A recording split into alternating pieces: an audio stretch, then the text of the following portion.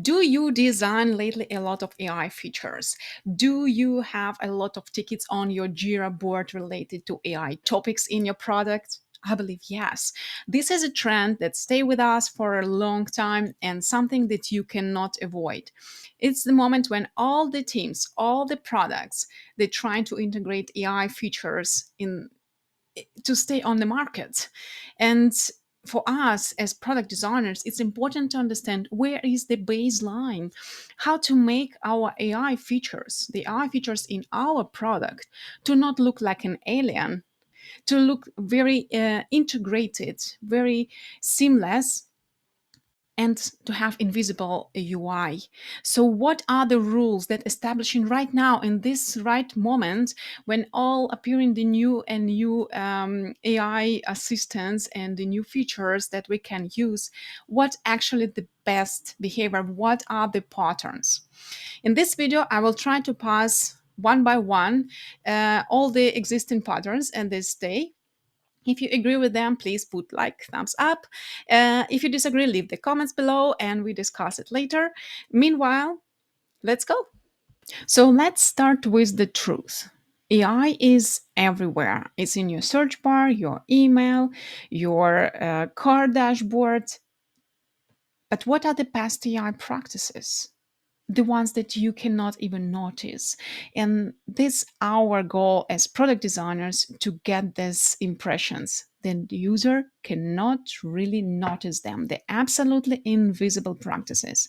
We are moving right now from drop downs and options, clicking on the buttons, to the very conversational way when you say, please book me a ticket to Berlin for this Friday, and voila, you have it as it is. So it's not about reducing, removing design by itself, but hidden it. So how actually we manage it? What are the tones? What are the details? How much settings we need to do? How close we are to what user wants? So where actually to start with understanding AI patterns? The first one is the identity, right? So the basic visual stuff. You need to be very clear. Your AI feature should be very recognizable on in your product. So you need to follow and set three basics. So one, it will be color that you will repeat everywhere. So you cannot change it. You decide this is my AI color in your design system. It should be set as AI color and cannot be reused. But definitely it should not be absolutely out from your palette, but it should be established as AI. That's all. So you need to be very precise with the icons and say, this is my AI icon. Let's be honest, as for us as humans not related, let's say, to coding, AI looks like a magic. That's why so popular all these icons like sparkles, magic wands. But for sake of readability, we see that the sparkles are winning this competition, and magic wands and more complex icons, they becoming less and less used. So I suggest to keep this idea because for users who use different kind of products, it's easy to understand this is the AI feature.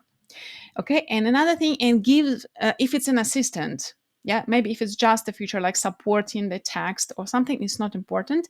But if it's AI assistant, give it a very strong and clear name, so user can name it and not guessing how to name it. Oh, you know, this assistant in product A.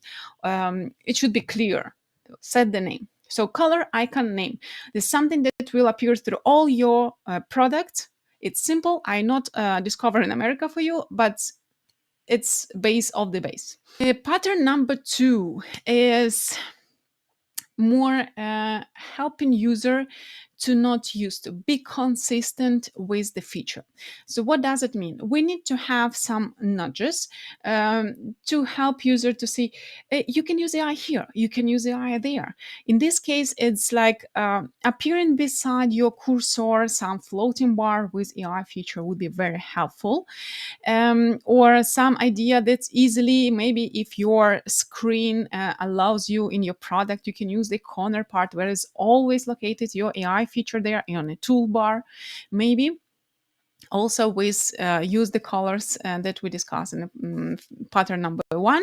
It's easy for user to understand, okay, this is AI features. The next step, which is very important, is suggestions. With suggestions, we help user to understand what actually it's about. We kind of give a context, right? What options are possible, what we think it could be. We need to suggest something that's related from the context, if you already have the context, or what your product main flows suggest. For example, what users usually do in your product. Like if it is creator, the editor of email marketing templates, it could be something like promote sales, announce product, drive sign-ups, or something like this. You can give the goal of your email.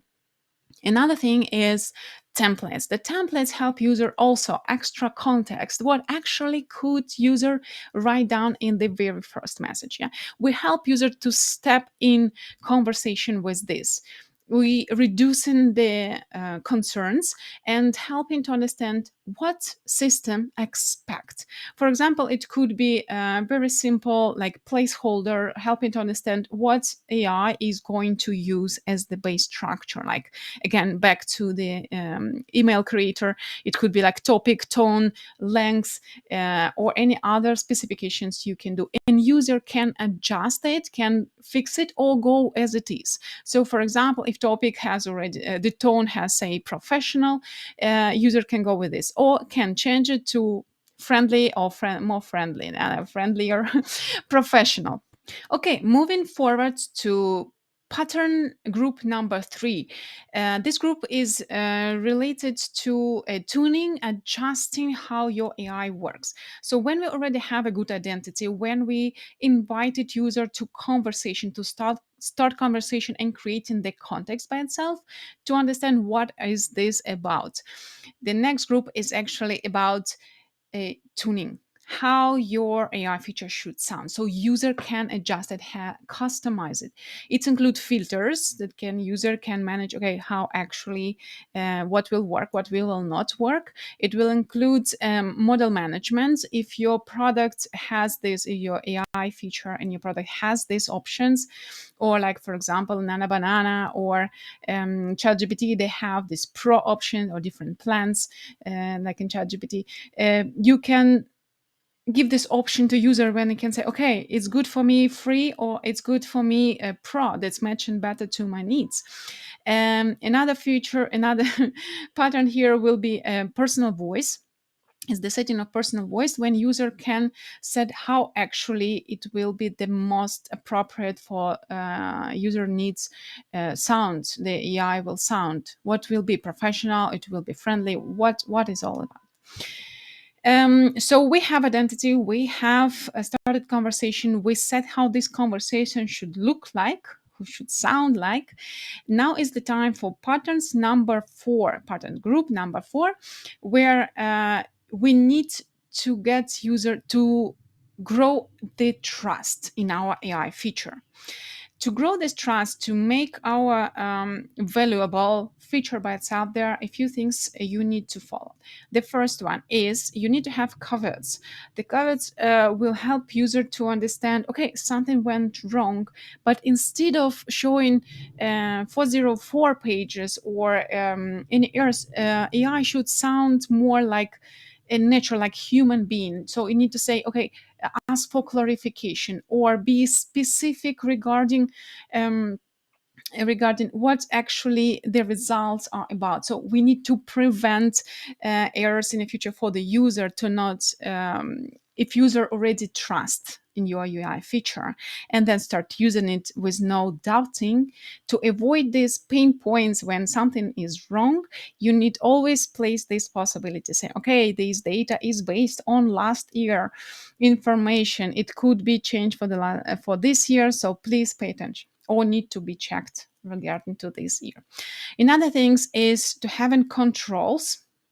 And it means that user need to feel that AI feature is controllable by user by itself, right? So it means there should be stop, start, pause options where user um, can manage it and say, okay, I start the process, I can stop the process. And also could be nice to show to users some empty state that the process in the progress. So we're showing, okay, there is happening something, that's why you can stop it right now, or you can pause it if your feature allows it. And another thing is to get feedback. So this is important for you, and it's always important for user, for sure. The users who had a very bad experience, they talk the most. But it's important to have options, good and bad. Is this result was good for you or bad for you? Do you want to download it or you want to share it? And if you give user to give feedback on this, it will be also very human conversation way, when it could be, I got information, I give my feedback on it. So please don't ignore it. It sounds like a small thing, but it's important for you to collect this data, to adjust your feature and make it better so your users love it even more. That's all. It's actually these four groups of patterns with three options inside of each, so 12 patterns overall.